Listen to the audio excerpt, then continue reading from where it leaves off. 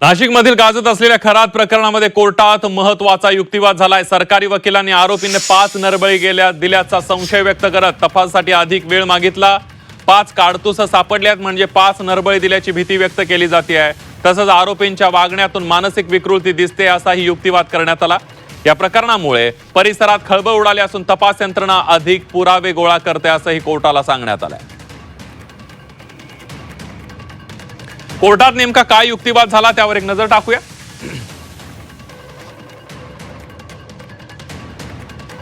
खरातला 5 दिवसांची पोलीस कोठडी सुनावण्यात आलेली आहे। दोन्ही बाजूंकडून जोरदार युक्तिवाद करण्यात आला। खराच्या वागण्यात मानसिक विकृती असल्याचं सरकारी वकिलांनी कोर्टाला सांगितलं। शिवानिका संस्थान मालमत्तेचा तपास करायचा आहे।